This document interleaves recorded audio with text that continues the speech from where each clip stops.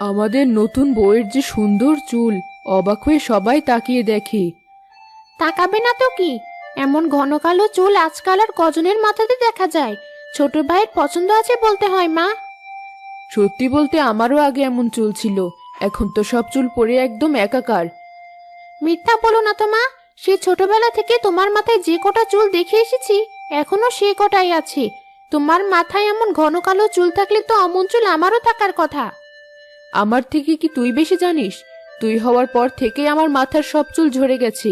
আর তুই পেয়েছিস তোর বাপের চুল, আগে তাও যে কটা ছিল এখন সব পড়ে গিয়ে টাক মাথা হয়ে গেছে। একদিন তুইও টাক হবি, দেখে নিস। মা, আমার ননদিনীকে ওভাবে বলছেন কেন? আমার মতো চুল না থাকলে ওর চুল এতই কম না যে টাক গজাবে। আর মা, এই বয়সে আপনার মাথায় যত চুল আছে, আপনার বয়সে গিয়ে আমারও অমন চুল থাকলেই যথেষ্ট। আমার বয়স কিন্তু আবার তেমন বেশি না, বুঝেছ মা? একে তো অল্প বয়সে বিয়ে হয়েছিল, তার উপর আমার 3 ছেলেমেয়ের যন্ত্রণায় এই অবস্থা। মা, এ নিন আপনাদের চা। ও, তুমি এসেছো তাহলে? কোথায় ছিলে এতক্ষণ? সারাক্ষণ মুখ গোমড়া করে না থেকে আমাদের সাথে বসে একটু গল্প করলেও তো পারো। রান্না বান্নার কাজ সব শেষ করে আপনাদেরকে চা দিতে এলাম।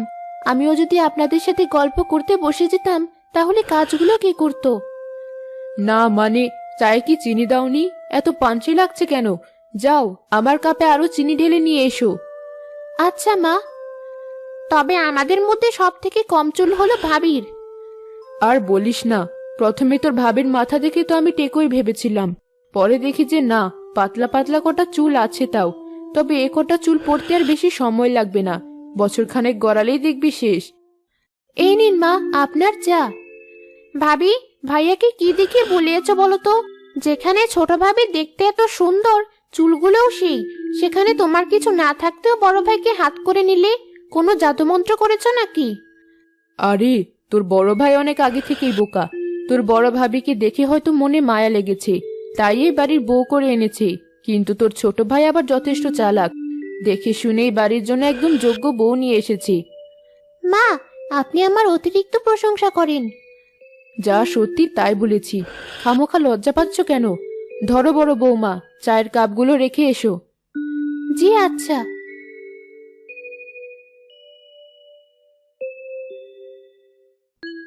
মাহি, কোথায় তুমি? এই দেখো তোমার জন্য কি নিয়ে এসেছি। কি এনেছো? ফুল? হ্যাঁ, তোমার খোপায় গুজলে অনেক সুন্দর লাগবে। আমার এ কটা চুলে তো খোপাই হয় না ঠিক মতো, আবার সুন্দর।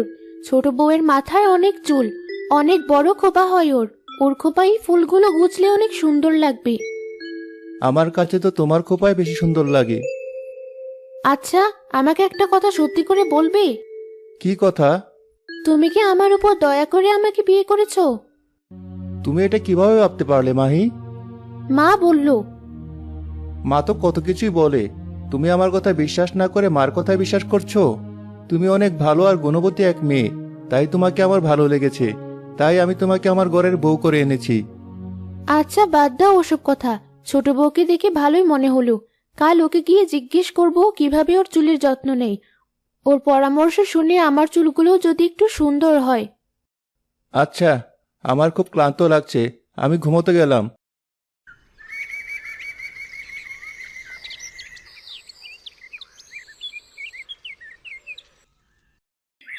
পরের দিন মাহি তাড়াতাড়ি সব কাজ সেরে বাড়ি ছোট বউয়ের কাছে গেল। গিয়ে দেখলো ছোট বউ তার চুলে তেল দিচ্ছে।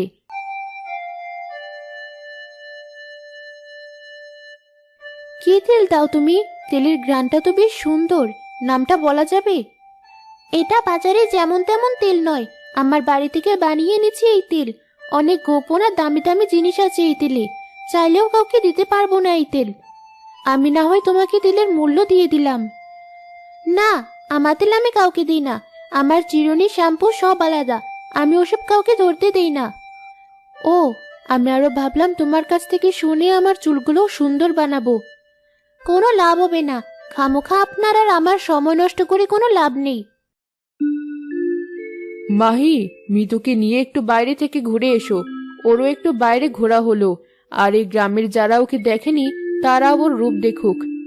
আচ্ছা মা, চলো মিতু। এই তো আমার তেল দেওয়া প্রায় শেষ, এখনই আসছি।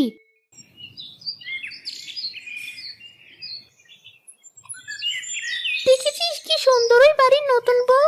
হ্যাঁ, ওর পাশে তো বড় বউকে একদমই মানাচ্ছে না।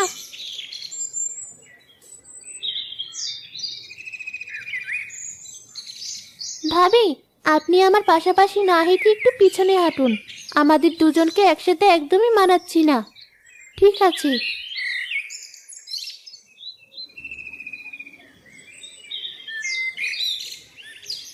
এই যে আপু, আপনার এই সুন্দর চুলগুলোকে আরো সুন্দর বানানোর জন্য আমার পক্ষ থেকে এই সুন্দর চিরুনিটা উপহার।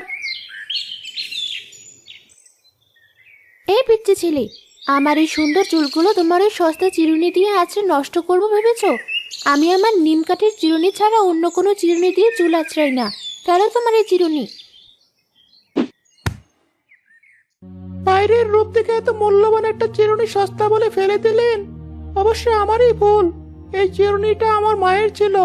মায়ের মতো সুন্দর চুল আমি আজ পর্যন্ত কারো মাথায় দেখিনি, কিন্তু আপনার চুল দেখে মায়ের কথা মনে পড়ছিল, তাই আপনাকে এটা উপহার হিসাবে দিতে চেয়েছিলাম। কিন্তু আপনার মতোই রূপ দেখে বিচার করতে ভুল করে ফেলেছি। ভাই, তুমি রাগ করো না। আমার কাছে তোমার চিরুনিটা খুব ভালো লেগেছে, তাই মাটি থেকে তুলে নিলাম। আমাকে উপহার হিসেবে দিতে হবে না তোমার চিরুনিটা। তুমি দাম বলো, আমি টাকা দিয়ে নিচ্ছি। দাম দিতে হবে না, এই জিনিস বিক্রি করার জন্য রাখিনি আমি। আপনার চুল সুন্দর না হলেও আপনার মনটা অনেক সুন্দর, তাই আপনি এই চিরুনিটার প্রাপ্য। আমার বিশ্বাস আপনি এই চিরুনিটা আপনার কাছে যত্ন করে রাখবেন। হ্যাঁ, অবশ্যই। আমার কাজ শেষ, আমি তাহলে আসি।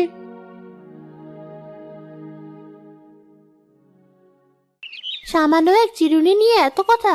পাগল টাগল নাকি? ভাবি, চলুন বাড়ি ফিরে যাই। এখানে আর আমার থাকতে মন চাইছে না। আচ্ছা, চলো।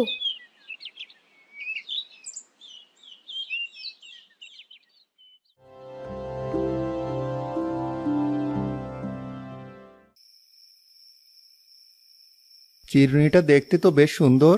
কোথা থেকে কিনলে? কিনিনি, উপহার হিসেবে পেয়েছি।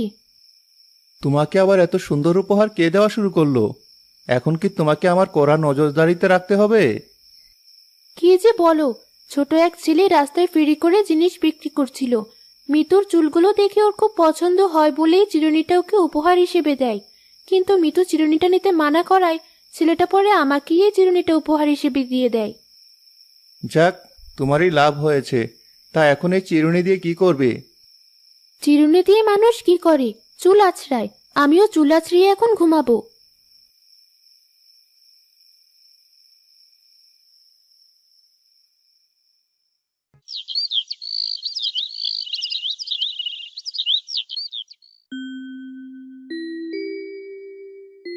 পরের দিন সকালে জোরে এক হাঁচি দিয়ে সুমনের ঘুম ভাঙল। সে হাত দিয়ে তার মুখ থেকে চুল সরাতে থাকলো। কি ব্যাপার? তোমার সব চুল তো আমার মুখে এসে জড়ো হয়েছে। এই চুলে যন্ত্রণায় ঘুমাতেও পারছি না ঠিক মতো। কি উল্টোপাল্টা বকছো? আমার চুল এত বড় নাকি যে এত দূর থেকে তোমার নাকে মুখে গিয়ে পড়বে? করছো কি? আমার চুল ধরে টানছো কেন? আমার মুখে তোমার চুল নাকি অন্য কারো চুল সেটাই দেখালাম তোমাকে। কিন্তু এ কিভাবে সম্ভব? আমার চুল রাতারাতি এত বড় হয়ে গেল কিভাবে? মৃত্যুর কাছে না পরামর্শ শুনে এসেছিলে, ওগুলোই হয়তো কাজে লেগেছে। কিন্তু ওর পরামর্শ এত তাড়াতাড়ি আর এত ভালোভাবে যে কাজ করবে বুঝতেই পারিনি। মনে হচ্ছে তোমার চুল কেউ জাদু করেছে। কিন্তু মিতু তো আমাকে কোনো পরামর্শই দেয়নি। জাদু? কালকের চিরুনিটাই জাদুর চিরুনি নয় তো?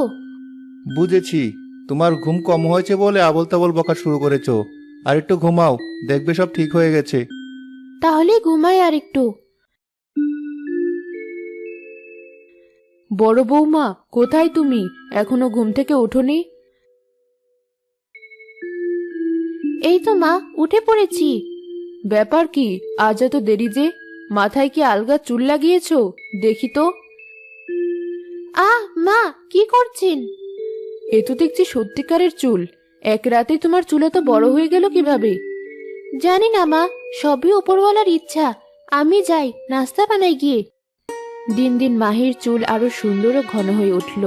দেখতে দেখতে বাড়ির ছোট বউকে ছাড়িয়ে গেল বড় বউয়ের চুল। ভাবি, তুমি লুকিয়ে লুকিয়ে মাথায় কি দিচ্ছ আমাদেরকে বলো না কেন? কি এমন ক্ষতি হবে বললে? বললাম তো, আমার ওই নতুন চিরুনিটা দিয়ে আঁচড়ানো ছাড়া আর কিছু করি না আমি। আমার মনে হয় ওই চিরুনিটা জাদুর চিরুনি। কি যে বলো না, তোমার থেকে চিরুনিটা নিয়ে তো আমিও কয়দিন চুল আঁচড়ালাম। কই, আমার চুল তো তোমার মতো হলো না। থাক, না বললে না বলুক, আমার দুই বউয়েরই এমন সুন্দর চুল দেখে তো সবাই জ্বলে পুড়ে শেষ। এখন সবাই বলে আমার ছোট বউয়ের তুলনায় নাকি বড় বউয়ের চুলই বেশি সুন্দর।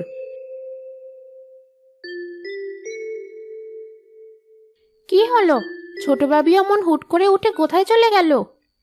নিশ্চয়ই ওই চিরুনিটাতে কোনো জাদু করা আছে, তাই ভাবির চুল অল্প কয়দিনে এত সুন্দর হয়ে গিয়েছে।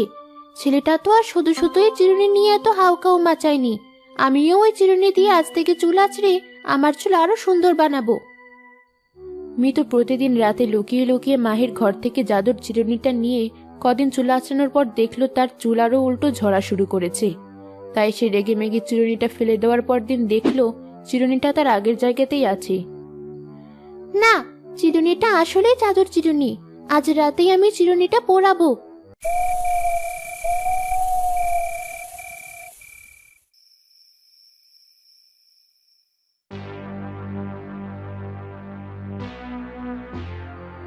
এত রাতে চুলোয় আগুন জ্বালিয়ে কি করছো মিতু?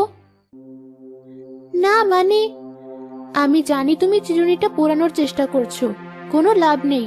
তুমি যদি শুরুতে অহংকার না করতে তাহলে এই চিরুনিটা আজ তোমার হতো।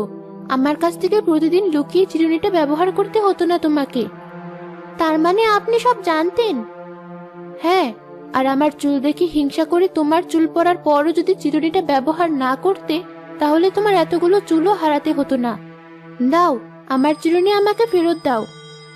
মাহি তার জাদুর চিরুনি নিয়ে চলে গেল আর মিতু দাঁড়িয়ে থেকে আফসোস করতে থাকলো।